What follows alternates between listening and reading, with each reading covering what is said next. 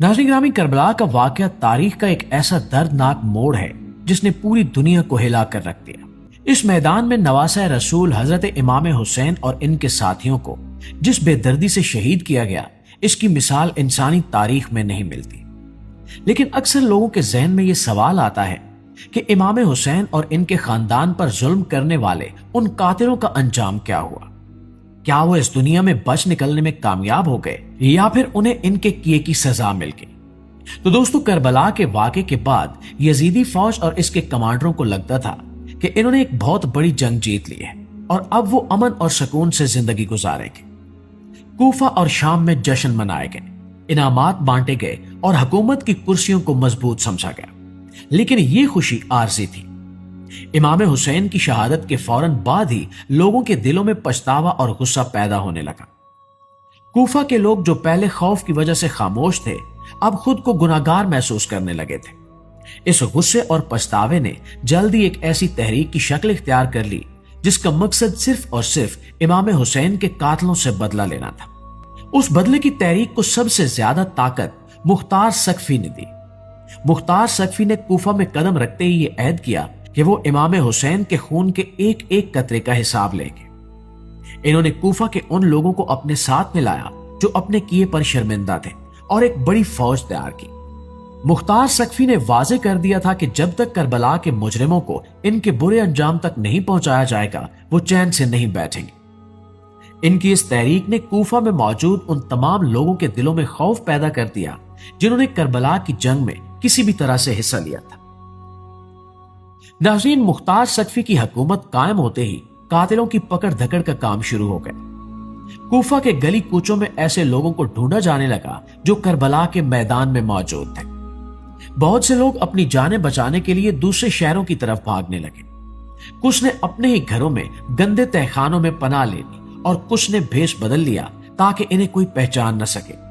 लेकिन मुख्तार सकफी के सिपाही हर उस जगह पहुंच गए जहां कोई कातिल छुपा हुआ था।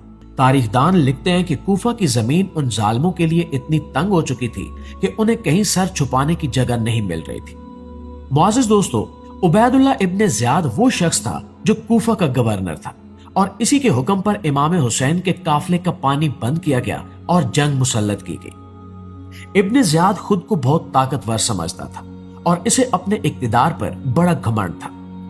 जब मुख्तार सकफी की फौज ने इसका पीछा किया तो इब्ने ज़ियाद ने एक बड़ी फौज के साथ मुकाबला करने की कोशिश की, लेकिन नसीब में जिल्लत लिखी जा चुकी थी।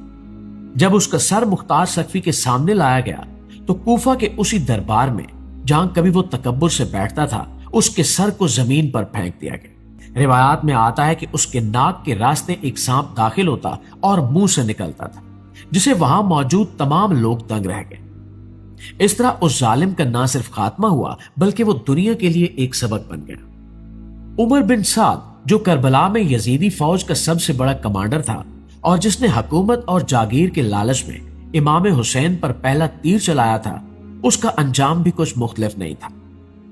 उमर बिन साद ने मुख्तार सकफी से बचने के लिए अमन का मुआहदा करने की कोशिश की और कुछ वक्त के लिए वो अपने घर में कैद होकर रह गया, लेकिन वो अपने किए के खौफ से रातों को सो नहीं पाता था।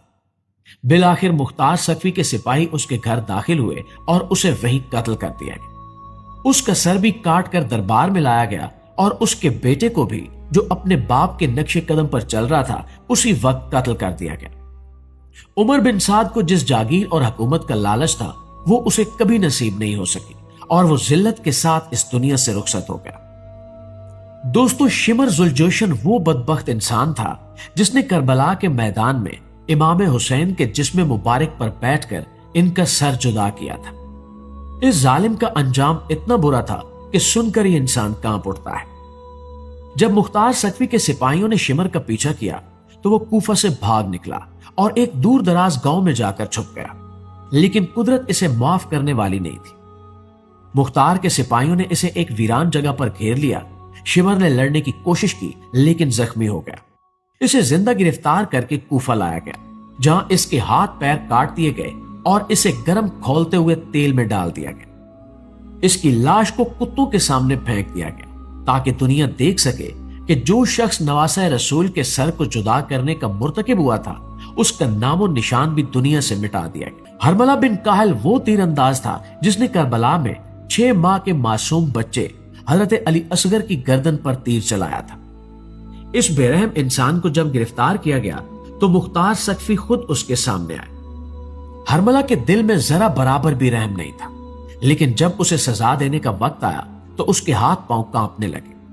مختار نے حکم دیا کہ ہرملہ کے ہاتھ اور پاؤں کاٹ دیے جائیں۔ اس کے بعد اسے آگ کے حوالے کر دیا گیا تاکہ وہ اسی دنیا میں اس جلن کو محسوس کر سکے جو اس نے معصوم بچوں اور امام حسین کے خاندان کو دی تھی۔ ہرملہ تڑپ تڑپ کر ہلاک ہوا، اور اس کا خاتمہ بھی اس بات کا ثبوت تھا کہ معصوم بچوں کا خون کبھی رائقہ نہیں جاتا۔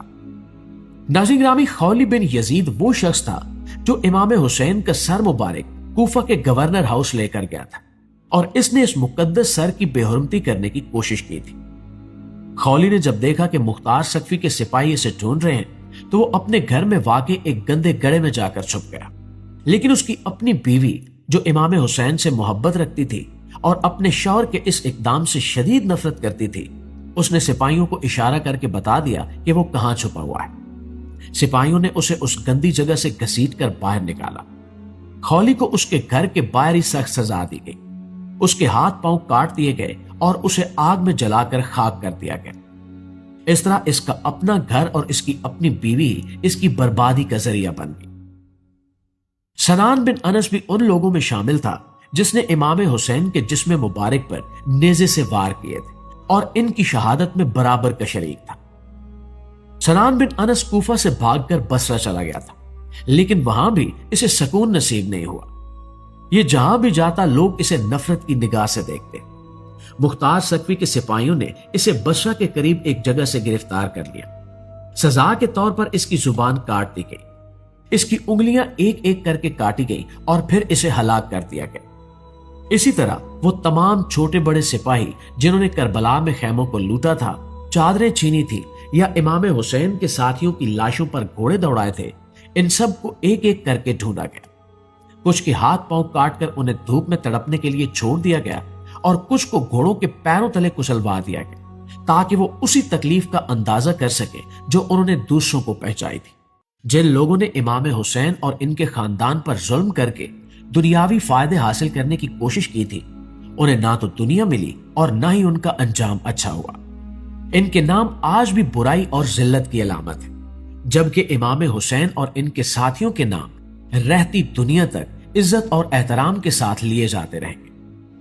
تاریخ کا یہ سبق ہمیں یاد دلاتا ہے کہ سچائی اور انصاف ہمیشہ زندہ رہتے ہیں اور ظلم کا انجام صرف اور صرف تباہی ہے۔